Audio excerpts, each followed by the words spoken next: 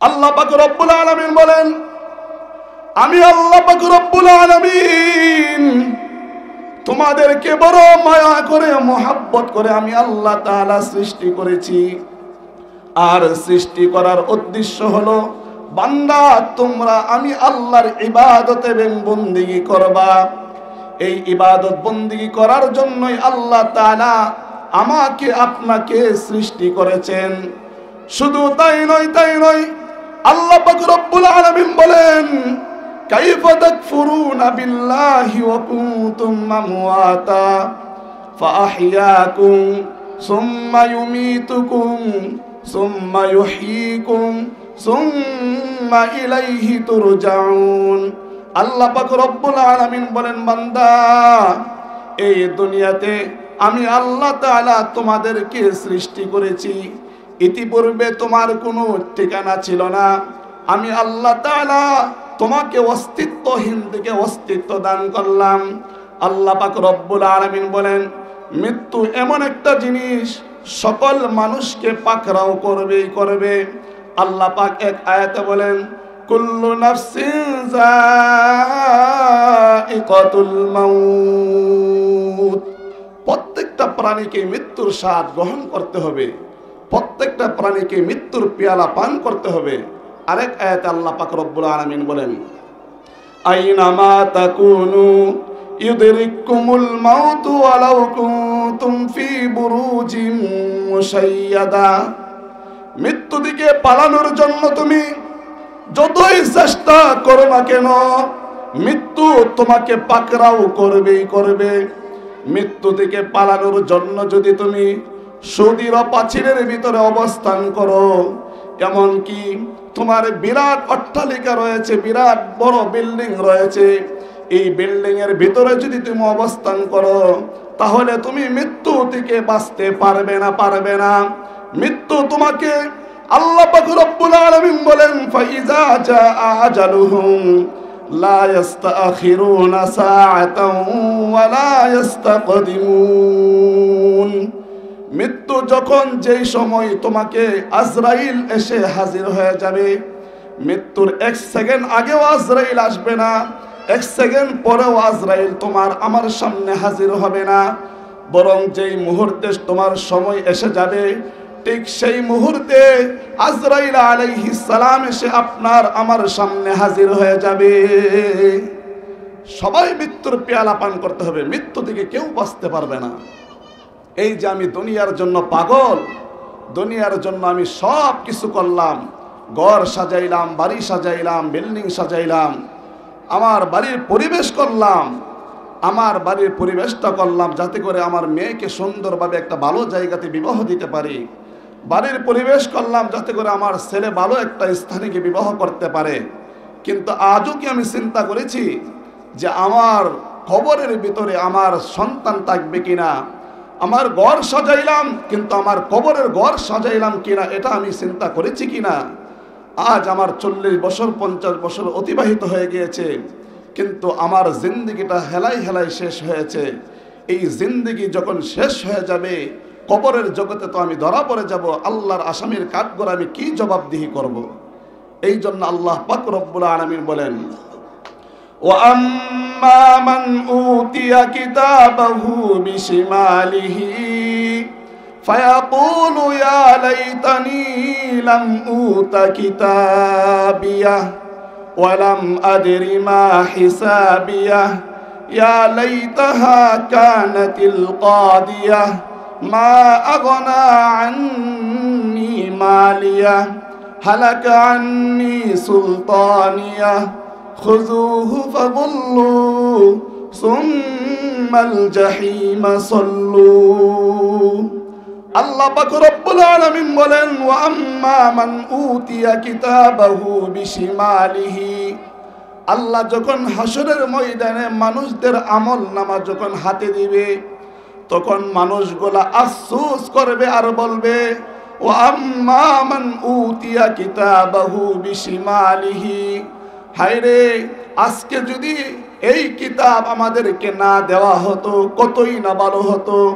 যাদের আমল নামা বাম হাতে আসবে, তখন মানুষগুলো আফসোস করবে আর বলবে, ওয়া আম্মা মান উতিয়া কিতাবাহু বিশিমালিহি ফায়াকুলু ইয়া লাইতানি লাম উতা কিতাবিয়া। এ কেমন আমলনামা! যেই আমলনামা আমাদের কাছে এসেছে, এই আমলনামা যদি না আসতো কতই না ভালো হতো। আরেক আয়াতে আল্লাহ তাআলা বলেন, ইয়া লাইতানি লাম উতা কিতাবিয়া ওয়া লাম আদরি মা হিসাবিয়া। আমলনামা যখন হাতে এসে যাবে, মানুষগুলো আফসোস করবে আর বলবে, লা ইউগাদিরু সগীরাতাও ওয়ালা কাবীরাতান ইল্লা আহসাহা। এ কেমন আমলনামা! যেই আমলনামার মধ্যে ছোট বড়, শিরকি বেদাতে প্রকাশ্যে গোপনে যত ধরনের গুনাহ আছে, সব গুনাহ এই আমলনামার মধ্যে লিপিবদ্ধ থাকবে। আপনি ইচ্ছা করলেই আর পার পাবেন না। দুনিয়ার জিন্দগিতে আপনি বিপদে পড়লে আপনার ভাই আপনার পাশে দাঁড়িয়ে যায়, বিপদে পড়লে আপনার বাবা আপনার পাশে দাঁড়িয়ে যায়, কিন্তু অনন্ত অসীম কাল যেই কবরে আপনি থাকবেন, হাসরের ময়দানে থাকবেন, ওই অনন্ত অসীম কাল আপনাকে সেখানে কে রক্ষা করবে? ওই সময় হাসরবাসী আফসোস করবে আর বলবে, ইয়া লাইতাহা কানাতিল কাদিয়াহ মা আগনা আন্নি মালিয়া হালাকা আন্নি সুলতানিয়া খুযুহু ফাগুল্লু মা আগনা আন্নি মালিয়া। আজকে যদি আমার মাল আমাকে এই মৃত্যু দিকে, এই হাসরের ময়দানের বিচার দিকে আল্লাহ তাআলার কাছ থেকে যদি আমাকে বাঁচাইতে পারতো, আমার কতই না উপকারে আসতো। ওই সময় কি ইচ্ছা করলে আর পারা যাবে? পাওয়া যাবে না। আপনার মাল আপনার কোনো কাজে আসবে না। হালাকা আন্নি সুলতানিয়া, আপনার বাদশাহী কোনো কাজে আসবে না। সুলতান অর্থ বাদশাহী। আপনি সারা জিন্দগি ক্ষমতার দোহাই দিয়ে, টাকা পয়সার দোহাই দিয়ে, আপনার রাজনীতির দোহাই দিয়ে, নেতার দোহাই দিয়ে, এমপির দোহাই দিয়ে, মন্ত্রিত্বের দোহাই দিয়ে আপনি মানুষের উপর জুলুম করেছেন আর অত্যাচার করেছেন। হাসরের ময়দানে আপনার এই বাদশাহীও কোনো কাজে আসবে না। আসবে কোনো কাজে? এই যে পূর্বে যত প্রেসিডেন্ট এই বাংলার জমিনে ছিল, কোনো প্রেসিডেন্টের কবরে কি আজ পুলিশ পাহারাদারি করে? র্যাব পাহারাদারি করে? কোনোই পাহারাদারি নাই। অথচ তারা দুনিয়ার জিন্দেগিতে যখন ছিল, তাদের ক্ষমতার কোনো অভাব ছিল না। তারা খাবার খাইতো, এই খাবারটা পরীক্ষা নিরীক্ষা হইতো, তাদের বাড়ির চতুর্পাশে বেষ্টনী রাখতো। আরেকটা যখন মাথার মধ্যে দেয়, ওই সময় মৃত ব্যক্তিটা বলে, তুমি আমাকে বাদ দাও কেন? একটা বাদ দেওয়ার পরে মৃত ব্যক্তি ভাবে খোলা রাখবে, দ্বিতীয় বাদ দেওয়ার পরে মৃত ব্যক্তিটা আবার কান্না শুরু করে দেয়, কান্না শুরু করে দেয়। আবার যখন তার মাথার মধ্যে আরেকটা বাদ দেয়, ওই সময় মৃত ব্যক্তিটা কান্না করে আর বলে, হে আমার সন্তান, হে আমার ভাই, হে আমার আপন লোকেরা, তোমরা কেন আমাকে বাদ দাও? আমার কি অপরাধ? আমি কি করেছি? তোমরা আমাকে কোথায় নিয়ে যাও? আমি এই ঘর থেকে যাইতে চাই না, আমি এই বাড়ি ছেড়ে যাব না। ও আমার সন্তানরা, আমাকে ঘর থেকে বের করবা না, বের করবা না। ওই মৃত ব্যক্তিটাকে যখন আবার হাটির মধ্যে শোয়া দেয়, কবরের দিকে রওনা হয়ে যাবে, ওই সময় কিন্তু মৃত ব্যক্তির আপন জনরাই কিন্তু হাটিয়া বহন করে। হয়তো ছেলে অথবা ভাই অথবা ভাতিজা অথবা আত্মীয় স্বজন, তারাই কিন্তু হাটিয়া বহন করে। যখন হাটিয়া বহন করে কবরের দিকে রওনা হয়ে যায়, ওই সময় মৃত ব্যক্তিটা চিৎকার করে আর বলে, ও আমার আত্মীয় স্বজনরা, আমাকে তোমরা কোথায় নিয়ে যাও? অনেকগুলা মানুষ দেখে মনে হয় তারা আমার সাথে অবস্থান করবে। মৃত ব্যক্তিকে যখন কবরে রাখিয়া দেওয়া হয়, ওই সময় কবরের মধ্যে মৃত ব্যক্তির সন্তান অথবা আত্মীয় স্বজনরাই নামে। ওই সময় মৃত ব্যক্তি ভাবে, আমার সন্তান বুঝি আমার কবরে থাকবে, আমার সাথে বুঝি আমার সন্তানগুলা থাকবে। ওই সময় মৃত ব্যক্তিকে যখন কবরে রেখে সকলে চলে আসে, পরিশেষে যখন 2 জন অথবা 3 জন ব্যক্তি থাকে, ওই সময় মৃত ব্যক্তি বলে, আমার সাথে বুঝি আমার সন্তান থাকবে, আমার আত্মীয় স্বজন থাকবে। যখন মৃত ব্যক্তিকে কবরে রেখে তারা উঠে যায়, ওই সময় মৃত ব্যক্তি চিৎকার দিয়ে বলে, ও আমার সন্তান, তোমরা কোথায় যাও আমাকে একা একা রেখে? ও আমার ভাতিজা, ও আমার ভাই, ও আমার আত্মীয় স্বজন, তোমরা আমাকে একা একা রেখে যাও না। আমি এই অন্ধকার কবরে একা একা থাকতে পারবো না। যেই কবরের ডাইনে মাটি, বামেও মাটি, নিচেও মাটি, উপরেও মাটি থাকবে। ও মুরব্বী বাবারা, নওজোয়ান যুবক ভাইয়েরা, আমি আপনি কবরে কিভাবে একা একা থাকবো? আজকে সন্তানের পাগল হয়ে বাড়ি সাজাইলাম, স্ত্রীর পাগল হয়ে আমি ঘর সাজাইলাম, আমি রাস্তাঘাটে চলার জন্য গাড়ি কিনলাম, সব কিছু আমি সাজাইলাম, কিন্তু আল্লাহ পাক রব্বুল আলামিন আমাকে আপনাকে 40 বছর 50 বছরের হায়াত দিয়েছে। এই হায়াত আমি কোন কাজে ব্যয় করলাম? আল্লাহ পাক রব্বুল আলামিন বলেন, এই দুনিয়াতে যত মানুষ আল্লাহ সৃষ্টি করেছেন, প্রতিটা মানুষই মৃত্যুর পেয়ালা পান করতে হবে। আল্লাহ এক আয়াতে বলেন, কুল্লু নাফসিন যায়িকাতুল মাউত সুম্মা ইলাইনা তুরজাউন। আল্লাহ পাক রব্বুল আলামিন আরেক আয়াতে বলেন, কুল্লু মান আলাইহা ফানিউ ওয়া ইয়াবকা ওয়াজহু রাব্বিকা যুল জালালি ওয়াল ইকরাম। যা কিছু আছে, আসমান জমিন, পাহাড় পর্বত, নদী নালা, বিরাট বড় অট্টালিকা, সব ভেঙে চুরমার হয়ে যাবে, কোনো কিছুর অস্তিত্ব থাকবে না। শুধুমাত্র ওয়ায়াবকা ওয়াজহু রাব্বিকা যুল জালালি ওয়াল ইকরাম, সম্মান এবং ইজ্জতের মালিক আল্লাহ শুধু বাকি থাকবে। আর যা কিছু আছে সব কিছু একদিন ধ্বংস হয়ে যাবে, কোনো কিছুর অস্তিত্ব থাকবে না। ঠিক কিনা জোরে বলুন? কোনো কিছুর অস্তিত্ব থাকবে না। এই জন্য বাবা, আমি ঘর সাজাইলাম, বাড়ি সাজাইলাম, সব কিছু সাজাইলাম, কিন্তু আদৌ কি আমি চিন্তা করেছি আমার কবরে আমি একা একা কিভাবে থাকবো? একটু বিপদে পড়লে এই শীতের রজনীতে আমি একা একা থাকি, আমার কত কষ্ট হয়। আমি ল্যাপ তোষক অনেক কিছু ব্যবহার করে, তারপর আমার শীত মানে না। কিন্তু আমার আম্মা, আমার আব্বা, আমার ভাই, আমার আত্মীয় স্বজন, তারা এই অন্ধকার কবরে একা একা পড়ে রয়েছে, তাদের কি অবস্থা? এই জন্য বাবা, কবরের ঘরটাকে আমাকে আপনাকে সাজাইতে হবে। যদি না সাজায় যাই, কবরের কিন্তু আর রেহাই পাবো না, কেউ আমাকে আপনাকে সহযোগিতা করবে না।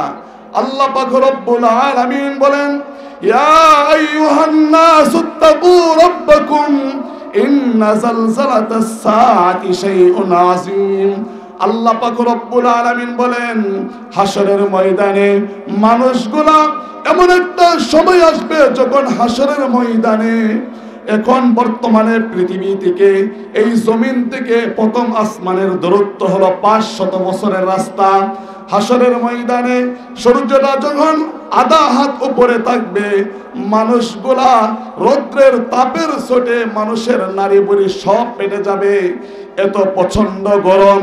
ওই গরমের মধ্যে একদল মহিলারা তারা পাগলের মতন সারা হাসরের ময়দান দৌড়াইতে থাকবে, দৌড়াইতে থাকবে। মানুষগুলা বলবে, এই মহিলাদের কি হইল, তারা কি পাগল হয়ে গিয়েছে? আল্লাহ পাক রব্বুল আলামিন বলেন, না না, ওই সমস্ত মহিলারা তারা পাগল হই নাই, কারণ আজকে হাসরের ময়দানের ভয়, এত বিরাট হুঙ্কারের ভয় তাদের ভিতরে ঢুকে গেছে। আজকে এই ভয়ের কারণে মানুষগুলা এই অবস্থা হয়ে গিয়েছে। এই জন্য হাসরের ময়দানে আমার ভাই আমাকে সহযোগিতা করবে না। যেই বন্ধুর জন্য আমি রাত দিন পরিশ্রম করলাম, বন্ধুর সাথে আড্ডা দিতে গিয়ে আমি সারা রাত কাটিয়ে দিলাম, বিবির জন্য পাগল হয়ে সারা রাত আমি কাজ করলাম বিবিকে খুশি করার জন্য। হাসরের ময়দানে ওই বিবির কাছে যখন আপনি গিয়ে একটা আমল নামা চাবেন, একটা নেকি চাবেন, ওই সময় বিবি বলবে, দুনিয়ার থাকতে আমার কোনো স্বামী ছিল না, আমার তো বিবাহ হয় নাই, সন্তানের জন্য এত পাগল। ওই সন্তানের কাছে যখন আপনি একটা নেকি চাইবেন, ওই সন্তানও আপনাকে নেকি দিবে না, বলবে দুনিয়ার থাকতে আমার কোনো পিতাই ছিল না।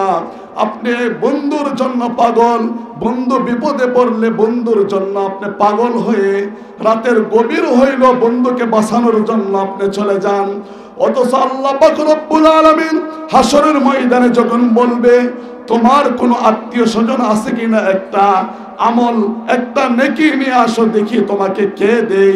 সারা হাসরের ময়দান সকল আত্মীয় স্বজনের কাছে যাবেন, কিন্তু কেউ আপনাকে একটা নেকি দিবে না, নেকি দিবে না। এই জন্য যেই নবী আমাকে আপনাকে এই দুনিয়াতে হেদায়েতের পথ বাতিয়ে দিয়েছেন, যেই নবীর জন্য আমরা পাগল হয়েছি, যেই নবীকে আল্লাহ সৃষ্টি না করলে আসমান জমিন কোনো কিছুই সৃষ্টি করতেন না, ওই নবী পর্যন্ত মৃত্যুর পেয়ালা পান করতে হয়েছে। ঠিক কিনা জোরে বলুন। নবীকে মৃত্যুর পেয়ালা পান করতে হয়েছে, নবীও বাঁচতে পারে নাই। অথচ নবী আলাইহিস সালাতু ওয়াস সালামের কাছে আজরাইল এসে অনুমতি চাইলেন, ওগো আল্লাহর নবী, আপনি কি দুনিয়া থাকতে চান নাকি দুনিয়া থেকে চলে যেতে চান? আপনি যদি দুনিয়া থাকতে চান তাহলে অনুমতি আছে, আল্লাহ তাআলার পারমিশন আছে। নবী বললেন, দুনিয়াতে থাকলে কি আমাকে মৃত্যুবরণ করতে হবে না? বললেন, হ্যাঁ, আপনাকে মৃত্যুবরণ করতে হবে। তাহলে আমি দুনিয়া থেকে চলে যেতে চাই। সুবহানাল্লাহ। তারপরে নবীজি বললেন, হে আজরাইল, আমার কথা রয়েছে, আমি দুনিয়ার থেকে চলে যেতে চাই, কিন্তু আমার কথা হলো আল্লাহর কাছে আমার কথা হলো আমার মৃত্যুর পরে আমার গুনাহগার উম্মতের দায়িত্ব কে নেবে? সুবহানাল্লাহ জোরে বলুন। এটা হলো অন্য বিষয়।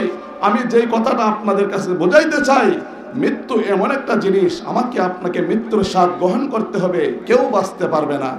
নবী আলাইহিস সালাতু ওয়াস সালামের কাছে আজরাইল এসে হাজির হয়েছে। নবীজি ভীষণ অসুস্থ। এমন সময় ফাতেমাতুজ জাহরা রাদিয়াল্লাহু আনহাকে বললেন, হে ফাতেমা, তুমি দরজাটা খুলে দাও। ফাতেমা বললেন, না, আমি দরজা খুলবো না, এতদিন পর্যন্ত আমার আব্বা অসুস্থ, কেউ খোঁজ খবর নেই না, এই মুহূর্তে আমি কেন দরজা খুলবো? বলল, ফাতেমা, তুমি দরজাটা খুলো, ফাতেমা দরজাটা খুলে দাও। ফাতেমা যখন দরজাটা খুললেন, দেখেন বিরাট আকৃতির একজন লোক, যার মাথা হলো আসমানে এবং পা হলো জমিনে। জোরে বলেন সুবহানাল্লাহ। ভয়ে আতঙ্কিত হয়ে গেলেন। এত বিশাল মানুষ দেখে ফাতেমা চিৎকার দিয়ে উঠলেন। এই জন্য নবীজিও বাঁচতে পারেন নাই মৃত্যুর পেয়ালা থেকে।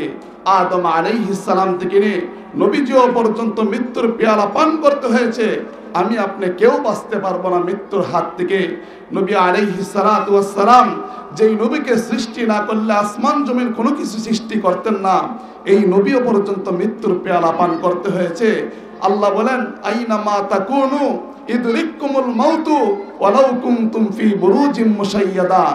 মৃত্যু থেকে বাঁচার জন্য তোমরা যতই চেষ্টা করো না কেন, মৃত্যুর হাত থেকে বাঁচার জন্য তোমরা যতই চেষ্টা করো না কেন, মৃত্যুর হাত থেকে কেউ বাঁচতে পারবে না, কেউ বাঁচতে পারবে না।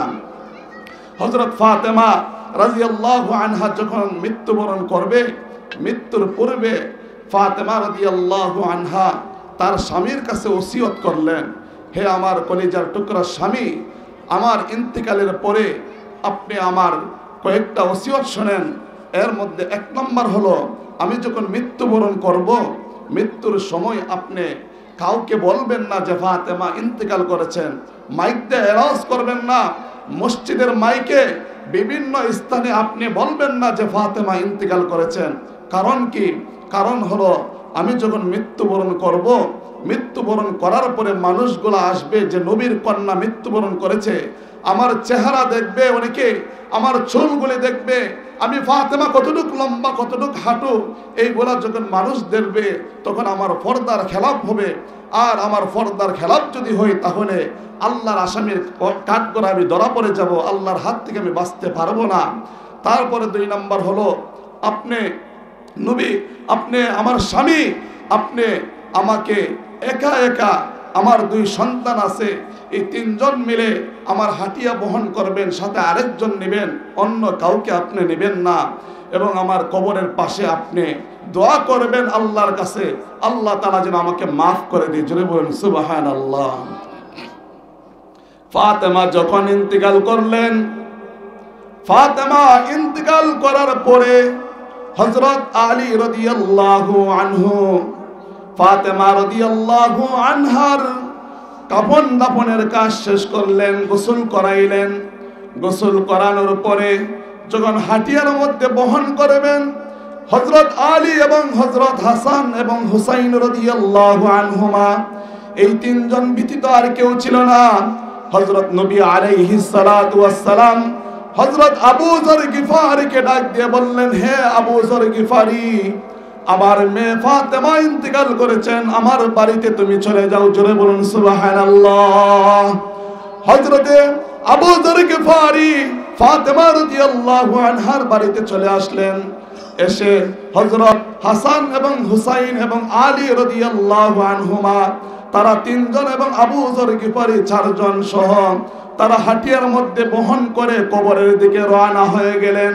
যখন কবরের পাশে রাখলেন, কবরকে ডাক দিয়ে হযরত আবু যর গিফারী ডাক দিয়ে বললেন, হে কবর, তুমি সাবধান সাবধান, তোমার ঘরে যাকে রাখা হবে সে হলো হযরত ফাতেমাতুজ জাহরা রাদিয়াল্লাহু আনহা।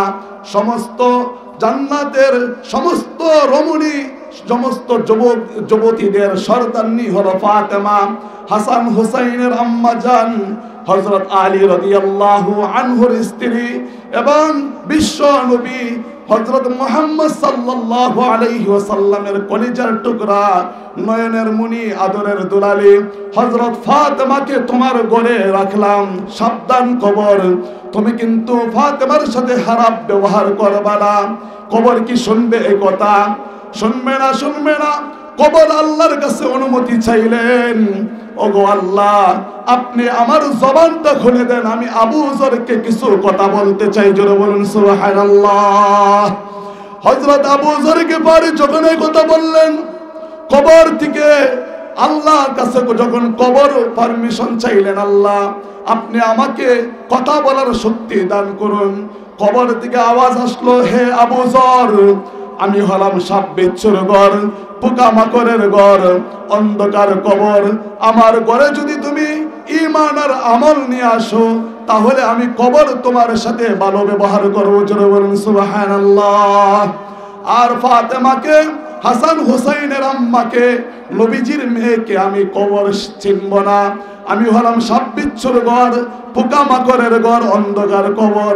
আমার ঘরে যদি ঈমান আর আমল নিয়ে আসো, তাহলে আমি ভালো ব্যবহার করব।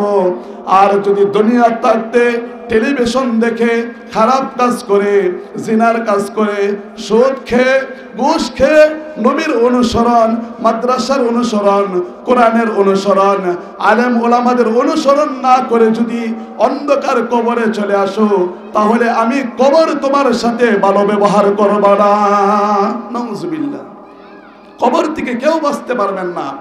এই জন্য আমি যে আয়াতে কারিমা তিলাওয়াত করেছিলাম, আল্লাহ বলেন, কাইফা তাকফুরুনা বিল্লাহ, হে বান্দা তুমি কিভাবে অস্বীকার করো, ও কুনতুম আমওয়াতা, তুমি ছিলা মৃত, আমি আল্লাহ তাআলা তোমাকে জীবন দান করেছিলাম, আবার এই জীবন থেকে আবার তোমাকে আমি আল্লাহ তাআলা মৃত্যু দান করব, মৃত্যুর পরে আবার তোমাকে আমি আল্লাহ তাআলা জীবন দান করব, জীবন দান করার পরে হাসরের মাঠে তোমার বিচার জাহির করব। এই জন্য আল্লাহ তাআলা বলেন, ও বান্দা বান্দি, আমি আল্লাহ তাআলা পরীক্ষা করার জন্যই তোমাদেরকে এই দুনিয়াতে পাঠিয়েছি, কে ভালো কাজ করো, কে খারাপ কাজ করো। যদি তুমি ভালো কাজ করো, তাহলে আমি আল্লাহ তাআলা তোমার সাথে ভালো ব্যবহার করব। আর যদি খারাপ কাজ করো, তাহলে কিন্তু আমি আল্লাহর আসামির কাঠগড়াই থেকে তুমি বাঁচতে পারবে না। আল্লাহ পাক রব্বুল আলামিন বলেন, এমন সময় হাসরের ময়দানে মানুষগুলো আফসোস করবে আর বলবে, হায় আফসোস, আমি কি করলাম। দুনিয়ার থাকতে তো সব কিছু আমার ঠিক ছিল, খাবারের সময় খাবার ছিল, আমার চলাফেরা সব ঠিক ছিল, কিন্তু আজ আমার কবর এমন কেন, আমার কবরের জগৎ এমন কেন, আমার কবরের অবস্থা এরকম কেন, আমার কবর আজকে এরকম কেন হয়ে গেল। ওই সময় আফসোস করলে আর কোনো লাভ হবে না। এই জন্য মুরব্বী বাবারা, নওজোয়ান ভাইয়েরা, আজকে আমি কথা বলি, এই কথা ক্যামেরার মাধ্যমে, মোবাইলের মাধ্যমে রেকর্ড হয়। আল্লাহ তাআলা বলেন, আমি কিরামান কাতিবিন, দুইজন ফেরেশতা প্রত্যেক বান্দা বান্দির দুই কাঁধে রেখে দিয়েছি। একটা হলো কিরামান কাতিবিন, ডান কাঁধের ফেরেশতা, আরেকটা হলো বাম কাঁধের ফেরেশতা। আপনি কি করেন রাতের গভীরে, কোন কাজ করেন, খারাপ কাজ করেন নাকি ভালো কাজ করেন, ওই সব কিছু কিরামান কাতিবিন, দুইজন লেখক ভালো কথাগুলি সব লিপিবদ্ধ করে। আমার জবান দিয়ে কি কথা বের হয়, ওই সব কিছু মেমোরির মাধ্যমে রেকর্ড হয়। আর আল্লাহ তাআলা যেই মেমোরিওয়ালাকে সৃষ্টি করেছেন, ওই আল্লাহ তাআলা বড় কারিগর। আল্লাহ তাআলা বলেন, দুনিয়ার জিন্দেগিতে তুমি 2 ঘন্টা কথা বললে তোমার কথাটা রেকর্ড করে বছর কি বছর রেখে দিতে পারো তোমার মোবাইলের মাধ্যমে। আর আমি আল্লাহ তাআলা যেই বান্দাকে সৃষ্টি করেছি, যেই বান্দিকে সৃষ্টি করেছি, এই বান্দা বান্দির সৃষ্টি করার আমার ক্ষমতা, আমি আল্লাহ তাআলা তোমাদের সব কিছু আমি হাসরের ময়দানে মেমোরির মতন আমি আল্লাহ তাআলা উপস্থাপন করতে পারি। এই জন্য আমার সব কিছু উপস্থাপন হবে ওই সময়।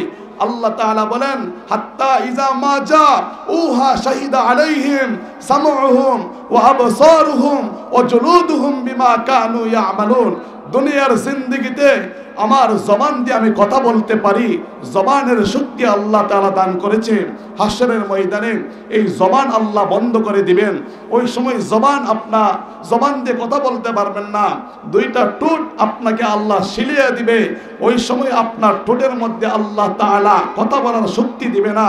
আল্লাহ তাআলা বলেন, হাত্তা ইজা মা জা উহা শাহিদা আলাইহিম সামউহুম ওয়া আবসারুহুম ওয়া জুলুদুহুম। সামউন অর্থ কর্ণ শক্তি, ওয়া আবসারুহুম অর্থ দৃষ্টি শক্তি, ওয়া জুলুদুহুম অর্থ চামড়া। ওই সময় আপনার চোখ আপনার বিরুদ্ধে সাক্ষী দিবে, আপনার জবান বন্ধ থাকবে, আপনার হাত আপনার বিরুদ্ধে সাক্ষী দিবে। আপনি পা দিয়ে হেঁটে হেঁটে কোন মানুষের বাড়িতে গিয়ে জিনার কাজ করেছিলেন, ওই পা হাসরের ময়দানে সাক্ষী দিবে। ওই সময় ইচ্ছা করলে আপনি আল্লাহর আসামির কাঠগড়াই থেকে বাঁচতে পারবেন না। ওই সময় ইচ্ছা করলে আপনি পার পাবেন না। আল্লাহ তাআলা বলেন, ওয়াকালু লিজুলুদিহিম লিমা শাহিদতুম আলাইনা ক্বালু আনতাকানাল্লাহু আল্লাযী আনতাকা কুল্লা শাই। ওই সময় ওয়াকালু লিজুলুদিহিম, তারা বলবে, তারা কারা? অর্থাৎ প্রত্যেকটা অঙ্গ আপনার চামড়াকে, জিলদুনের তো চামড়া, ওয়াকালু লিজুলুদিহিম লিমা শাহিদতুম আলাইনা, আমার বিরুদ্ধে সাক্ষী দিবে। ওই সময় চামড়াকে লক্ষ্য করে বলবে, হায়রে চামড়া, তোকে সাজানোর জন্য, সুন্দর করার জন্য আমি সাবান মাখলাম, আমি লাক্স সাবান, লাইফবল সাবান, বিভিন্ন সাবান তোমার জন্য আমি ব্যবহার করেছি যাতে তোমার চামড়াটা সুন্দর থাকে। তোমার চেহারার মধ্যে আমি ফেয়ার লাভলি, সোনু, পাউডার অনেক কিছুই ব্যবহার করেছি যাতে করে চেহারাটা সুন্দর থাকে। চামড়া, তুইও আমার বিরুদ্ধে সাক্ষী দিলে আজকে আল্লাহর আসামির কাঠগড়ায়। আফসোস করলে আর কোনো লাভ হবে না। আফসোস করতে পারবেন কিন্তু লাভ হবে না। ওয়াকালু লিজুলুদিহিম লিমা শাহিদতুম আলাইনা ক্বালু আনতাকানাল্লাহু আল্লাযী আনতাকা কুল্লা শাই। প্রত্যেকটা জিনিস আপনার বিরুদ্ধে সাক্ষী দিবে, একে অপরের জন্য সব কিছু সাক্ষী হয়ে দাঁড়িয়ে যাবে। আপনি আফসোস করতে পারবেন, লাভ হবে না। একদল মানুষ হাসরের ময়দানে আল্লাহর আসামির কাঠগড়ায় যখন দাঁড়িয়ে যাবে তারা, তখন আল্লাহ তাআলা দুনিয়ার থাকতে একটা নিরহ কুকুর, যখন কুকুরটা, একটা শক্তিশালী কুকুর যখন দুর্বল কুকুরের উপর আক্রমণ করেছিলেন, ওই সময় আল্লাহ তাআলার আসামির কাঠগড়ায় ওই দুর্বল দুনিয়ার কুকুরটা আল্লাহর আসামির কাঠগড়ায় বিচার দিবে, বলবে, ওগো আল্লাহ, দুনিয়ার থাকতে আমি ছিলাম দুর্বল, এই শক্তিশালী কুকুরটা আমার উপর আক্রমণ করেছিলেন, আমি আপনার আসামির কাঠগড়ায় বিচার চাই, আপনি বিচার করেন। আল্লাহ তাআলা এমন সময় দুনিয়ার দুর্বল কুকুরটাকে হাসরের ময়দানে শক্তিশালী করবেন এবং শক্তিশালী দুনিয়ার কুকুরটাকে আল্লাহ তাআলা দুর্বল বানিয়ে দিবেন। ওই সময় আল্লাহ তাআলা দুনিয়ার দুর্বল কুকুরটাকে বলবে, দুনিয়ার থাকতে তোমাকে যতটুকু আঘাত করেছিল তুমি ততটুকু আঘাত করো। তারপরে আল্লাহ বলবে, কুনতু তুরাবা, তোমরা সকলে মাটির সাথে মিশে যাও। সুবহানাল্লাহ। মাটির সাথে যখন মিশে যাবে, ওই সময় মানুষগুলা দেখবে আল্লাহর এই বিচারটা।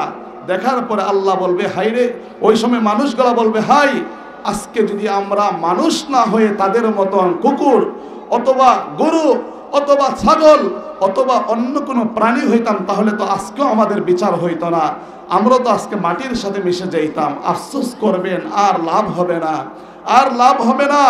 ও ভাই, কিসের জন্য আজকে আপনি পাগল হয়েছেন? কিসের নেশায় আপনি পাগল হয়েছেন? আপনি একটু লক্ষ্য করেন না, আমি না চাইতে আল্লাহ তাআলা আমাকে সুন্দর আকৃতি ধারণ করে আমাকে সৃষ্টি করেছেন, আমার সব কিছু আল্লাহ তাআলা দান করেছেন। একটা সময় আমার যখন যৌবন কাল ছিল, আমি পায়ে হেঁটে হেঁটে আখড়া স্টেশনে চলে যাইতাম, আমি পায়ে হেঁটে হেঁটে ব্রাহ্মণবাড়িয়া গিয়ে চলে যাইতাম, বাজার বন্দরে চলে যাইতাম। আজকে দিয়ে আমার পা আছে ঠিক, কিন্তু পায়ের শক্তি নাই, হাত আছে হাতের শক্তি নাই, জবান আছে জবান দিয়ে কথা বলতে পারি না, চোখ আছে চোখের দৃষ্টি শক্তি নাই, কান আছে কান দিয়ে আমি শুনতে পারি না। অথচ আমার এত শক্তি ছিল, পায়ে হেঁটে হেঁটে আমি অনেক দূর অতিক্রম করতে পারতাম। এই হাত দিয়ে কত মানুষের উপর জুলুম করেছি, আজকে দিয়ে হাতটা উঠিয়ে আমি একটা কিছু করতে পারি না। বিরাট বড় বড় বোঝা আমি বহন করেছি এই মাথা দিয়ে, আজকে দিয়ে আমি একটু সোজা হয়ে দাঁড়াইতে পারি না। একটা সময় আমার কোনো অস্তিত্ব ছিল না, আল্লাহ বলেন আমি অস্তিত্ব দান করলাম। আমার তোতার মধ্যে একটা সময় দাড়ি ছিল না, আল্লাহ তাআলা আমাকে সুন্দর আকৃতি ধারণ করে চেহারাটাকে সুন্দর বানিয়ে আমার তোতার মধ্যে আল্লাহ তাআলা এত সুন্দর দাড়ি দিলেন। এই দাড়ি কালো থেকে আবার সাদা হয়ে যাবে, এই সাদা বর্ণ আবার একদিন আমার শেষ হয়ে যাবে। ওই সময় আপনি আফসোস করতে পারবেন, আর লাভ হবে না, যৌবন আর পাবেন না। ও মুরব্বী বাবারা, এখনো সময় আছে, আপনি আল্লাহকে ডাকুন, আপনি আল্লাহকে চিনুন। ও নওজোয়ান যুবক ভাইয়েরা, তোমার মতো না কত যুবক হঠাৎ করে রাস্তার মধ্যে অ্যাক্সিডেন্ট করে মৃত্যুবরণ করে। তুমি কিসের নেশায় আজকে প্রেমের জন্য পাগল হয়েছো? কার নেশায় আজকে তুমি এত সুন্দরভাবে দুনিয়ার মধ্যে বুক উঁচু করে হাঁটো? ও যুবক ভাই, তুমি কি একটু লক্ষ্য করো না, এই দুনিয়াতে চিরদিন থাকবা না তুমি। মুরব্বী বাবারা, আপনিও থাকবেন না, কেউ থাকতে পারবে না। আল্লাহ পাক রব্বুল আলামিন, আমি ওই অল্প কিছুক্ষণ মুরব্বীদের নির্দেশ, আল্লামা হযরত মাওলানা মুফতি কবির আহমদ সিদ্দিকী দামাত বারাকাতুহুম বারাকাল্লাহু ফি হায়াতি, হযরতের নির্দেশ ক্রমে সকলের দোয়া নেওয়ার জন্য অল্প কিছুক্ষণ আলোচনা করেছি। এই কথাগুলির উপর সর্বপ্রথম আমাকে আমল করার এবং সকল মুরব্বী বাবাদেরকে, নওজোয়ান ভাইদেরকে, পর্দার আড়ালের মা বোনদেরকে আমল করার তৌফিক দান করুন। সকলেই বলি আমিন। ওয়া আখিরু দাওয়ানা আনিল হামদুলিল্লাহি রাব্বিল আলামিন। আসসালামু আলাইকুম ওয়া রাহমাতুল্লাহি ওয়া বারাকাতুহু।